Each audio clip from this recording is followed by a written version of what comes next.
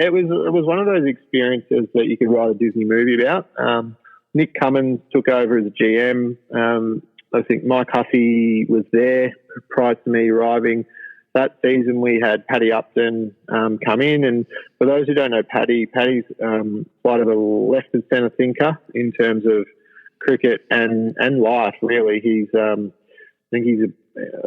a master's in behavioural psychology or something along those lines. So Paddy's quite out of the box. So one of the things that we really focused on was the process and the journey. And what we were really lucky with was we had Shane Watson, we had Jacques Callis in there as well. Mike Hussey was obviously playing, and Usman Khawaja was in the form of his life. So the journey was, I think we won four or five games in a row, and we lost 3 in a row, and then scraped through. I think the Renegades won, or the Renegades might have lost in the final group game for us to qualify for the finals. We went to South Australia to play against the Strikers, and Aussie got 100 in the semi-final. Yeah. And then I came back into the team for the final. Got some runs down the bottom of the innings, but that turnaround for the whole organisation was quite significant and something that was a real privilege to be a part of.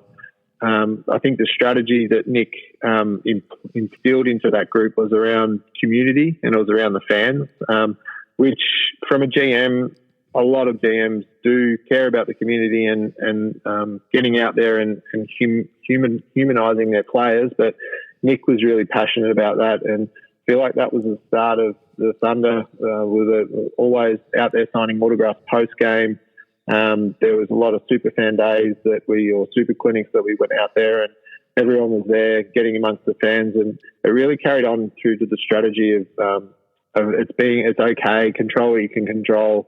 We've got the skills to win games and take it deep into the tournament. So it was almost the perfect storm in terms of how it came together. But for the Thunder women to win in the first BBL before us, and then to obviously beat the Stars, who they've been probably the most consistent team across the whole of the BBL without being able to win it. So that was extremely special to be able to play with Mike Hussey, Jacques Callis, Shane Watson, those types, to win, to be a part of the title was pretty special. But again, that was one of those fairy tales that you really don't get to experience too often, or if at all, in your life. So that was my 5th BBL title, which I was pretty happy with, and probably should have pulled up stumps there rather than going around again for a couple of years.